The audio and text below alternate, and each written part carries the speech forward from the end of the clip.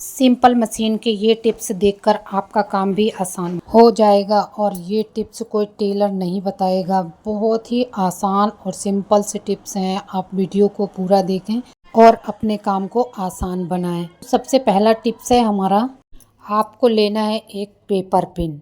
Paper pin नहीं है तो आप ऑल पिन भी ले सकते हैं और इसको लगाना है इस फुट के नीचे, जिस तरीके की इस वीडियो में दिख रहा है। सूजी के जस्ट बगल में आपको इसको फंसा देना है ताकि फुट में थोड़ा सा गैप हो जाएगा। फिर जब गैप हो जाएगा तो जब कपड़े में मशीन चलेगी तो खुद ब खुद फ्रिल बन जाएगी। आपको उसमें कुछ भी नहीं करना पड़ेगा और आपकी फ्रिल बन के तैयार हो जाएगी। कुछ इस तरीके से कपड़ा फंसाना है और मशीन को चला देना है। अभी देखिए कितना बढ़िया फ्रिल बन के तैयार हो जाएगा। कुछ भी नहीं करना है, आपको मशीन चलाते जाना है और कपड़े को बस रखना है और आपकी फ्रिल बन के तैयार हो जाएगी। बहुत ही जल्दी फ्रिल बन के तैयार हो जाती है। उम्मीद करती हूँ आपको टिप्स पसंद आई होगी। इन छोटी छोटी चीज़ों को करने के लिए बस आपको टिप्स पता हो, फिर छोटी से छोटी मशीन में ये सारे काम हो जाते हैं। महंगा वाला मशीन खरीदने की ज़रूरत नहीं है। अगला टिप्स है, कभी कभी क्या होता है कि मशीन के फुट के नीचे से कपड़ा नहीं निकलता है, वो एक ही जगह फंसा रहता है और मशीन चलती रहती है, जिससे कि कपड़ा नीचे भी फंस जाता है। तो इस तरीके की समस्या आए तो दांते घिस जाते हैं या फिर इसमें कचड़ा फंस जाता है, जिसकी वजह से ये कपड़े को आगे नहीं कर पाता है। तो आपको लेना है थोड़ा सा वैसलीन।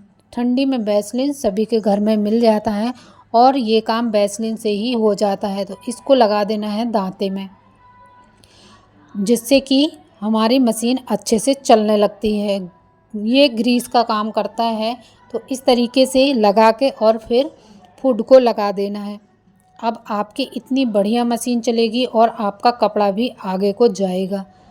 चलिए चला के दिखाती हूँ। देखिए कितना बढ़िया चल रहा है और कपड़ा भी आगे जा रहा है। ये छोटी समस्याएं आ जाती हैं, इनको सॉल्व करने के लिए टेलर के पास जाने की ज़रूरत नहीं है। इन छोटी छोटी समस्याओं को आप खुद भी सॉल्व कर सकते हैं। अब अगला टिप्स है, कभी कभी मशीन बड़े बड़े टाँके फेंकती है या फिर फंसे फंसे से टाँके आते हैं, बिल्कुल भी अच्छे नहीं आते हैं, उखड़ी उखड़ी सी मशीन चलती है। तो उसमें एक कारण हो सकता है कि आपकी सुई शायद उल्टी लगी हो, जिससे कि हमारी सिलाई सही से परफेक्ट नहीं आ रही है। उल्टा सुई लगा के मशीन चला के दिखाएंगे कि इसमें किस तरीके की सिलाई आ रही है। बिल्कुल भी अच्छी नहीं आती है तो आपका सिलाई ना आने का कारण एक ये भी हो सकता है कि उल्टी आपकी सुई लगी हो। तो आप चेक कर लीजिए कि आपकी सुई किस तरीके से लगी है, सही लगी है या फिर उल्टी लगी है। अगर सही से लगी है तो उसमें एकदम सही सिलाई आएगी और उल्टी लगी है तो वो मशीन ठीक से चलेगी भी नहीं और सिलाई भी अच्छी नहीं आएगी। इसमें सुई टूटने का भी डर रहता है। तो उल्टी सुई लगी है तो इस तरीके की सिलाई आएगी। तो सुई को निकालना है और उसका चिकना वाला भाग होता है जो उसको अंदर की तरफ करना है और मोटा वाला भाग, गोल वाला भाग होता है, उसको बाहर की तरफ करना है। ये सीधी सुई होती है। तो इसको लगा लेते हैं, कुछ इस तरीके से लगेगी और आपकी परफेक्ट सिलाई आना शुरू हो जाएगी। सुई हमने सीधी लगा ली है और अब कपड़े पे चला के देखेंगे किस तरीके की सिलाई आ रही है। सुई लगाने के टाइम आपको ये ध्यान देना बहुत ज़रूरी है कि सुई का मुंह किस तरफ है। सिंपल सिलाई कितनी बढ़िया सिलाई आई है, कज किस तरीके से बनाएं। इसमें भी बहुत ही आसानी से और बहुत ही अच्छे कज बन के तैयार होते हैं।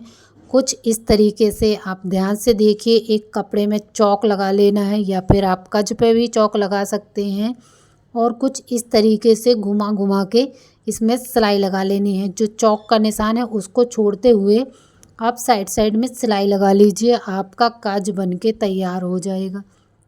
तो इसमें 2-3 सिलाई लगा लेनी है ताकि ये पक्का हो जाए और फिर हमारा काज निकले ना, और हमको आजू बाजू भी पक्का कर लेना है कुछ इस तरीके से, और ये पक्का हो जाएगा और हमारा कज बन के तैयार हो जाएगा। तो सिंपल मशीन से भी कज बनाए जा सकते हैं। देखिए कितना बढ़िया कज बन के तैयार है। कोई कह ही नहीं सकता कि इस सिंपल मशीन से कज बनाया गया है। ऐसा लग रहा है जैसे कि ऑटोमेटिक मशीन से बनाया गया है। तो अब आप सिलाई को छोड़ते हुए बीच में निशान कट लगा लीजिए और आपका कज रेडी हो गया। तो कितना आसान है कज बनाना, घंटों का काम मिनटों में हो गया और एकदम सिंपल मशीन से फ्री में।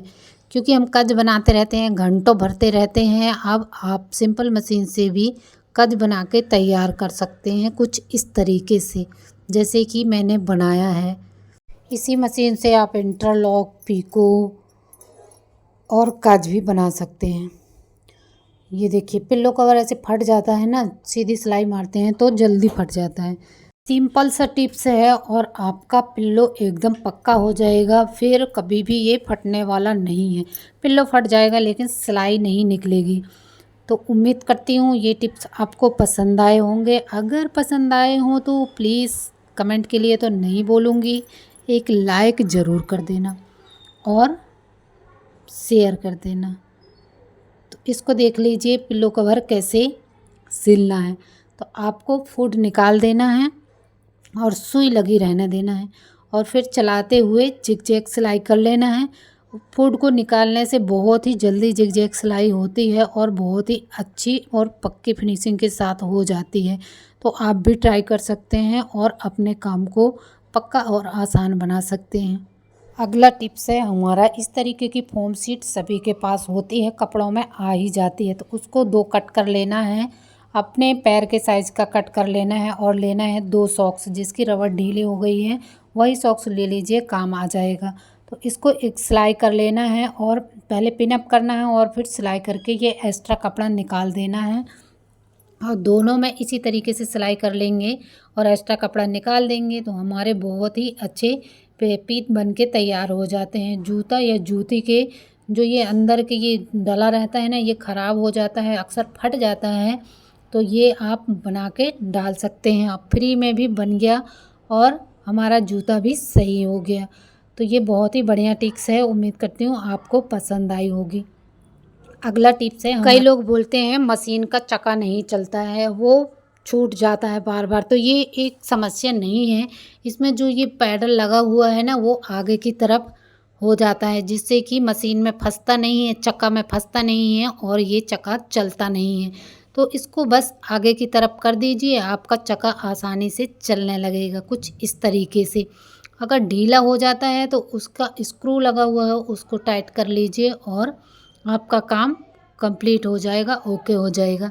तो ये इसको बस दबा देना है और आपके चक्के में फंस जाएगा, आपकी मशीन चलने लगेगी कुछ इस तरीके से। कुछ लोगों का कमेंट होता है, क्वेश्चन होता है कि आप बैक सिलाई कैसे कर लेते हैं, पक्का सिलाई कैसे कर लेते हैं। तो वो सारा ये गुड़िया का खेल है, गुड़िया, घोड़ा या फिर इसको नट बोलते हैं, जो भी आपके तरफ बोलते हैं आप वही बोल सकते हैं। अगर इसको हम ऊपर कर देते हैं और फिर सिलाई चलाते हैं तो एकदम बड़े बड़े टाँके आते हैं जिससे कि हम फ्रिल बनाते हैं। इसको खींच देते हैं तो फ्रिल बन जाती है और बड़ा सिलाई इसलिए मारते हैं ताकि इसको उधेड़ने में कोई दिक्कत ना हो। और जब हम पक्का सिलाई करते हैं तो इस गुड़िया को नीचे को करके की जाती है ताकि वो निकले ना। इसको अगर आप ऊपर करे रहेंगे तो बड़ा बड़ा सिलाई आएगा और थोड़ा सा नीचे कर देंगे 3-4 नंबर पे तो आपकी परफेक्ट सिलाई आएगी। कई लोग बोलते हैं जब हम सिलाई करते हैं तो हमारा ये नट नीचे गिर जाता है बार बार। तो ये समस्या ना आए इसके लिए आपको लेना है एक रबर और जहाँ हम रील फंसाते हैं वहीं पे फंसा लेना है और इस नट पे फंसा लेना है। तो आपकी अब ये नट नीचे नहीं जाएगी और ना ही गिरेगी। आप जहाँ पे रखेंगे फिक्स करके वहीं पे रखी रहेगी और आपके उसी तरीके की सिलाई लग के तैयार होगी। बड़ी सिलाई लगाना है तो ऊपर ही रखिए और अगर थोड़ा और छोटी लगाना है या फिर और छोटी लगाना है तो थोड़ा नीचे कर लीजिए। अब बैक सिलाई इस तरीके से होती है कि हम ये बटन को ऊपर नीचे करते हैं ना तो अपने आप ही बैक सिलाई हो जाती है। इसको पक्की सिलाई भी कहते हैं।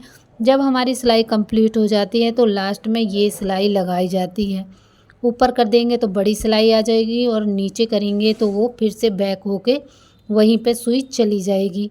तो इस तरीके से आप अपनी काम को पक्का कर सकते हैं। अगला टिप्स है हमारा इलास्टिक को लेकर। इलास्टिक जब हम कुछ में लगाते हैं तो उसका थोड़ा बहुत टुकड़ा तो बच ही जाता है, तो हम इन टुकड़ों को फेंकेंगे नहीं, इनको जोड़ के यूज करेंगे और ये बहुत ही बढ़िया तरीके से जुड़ जाते हैं, एकदम पक्के हो जाते हैं। इनको फेंकने की ज़रूरत नहीं है, इनको आप यूज कर सकते हैं। इस तरीके से जिग-जैग सिलाई लगा के इसको पक्का कर लेंगे और लंबी इलास्टिक बना लेंगे। फिर आप इसको किसी में भी यूज कर सकते हैं, बहुत ही बढ़िया तरीके से यूज हो जाती है। इस वीडियो को देखने के लिए आपका बहुत बहुत धन्यवाद। Thank you for watching. Bye bye.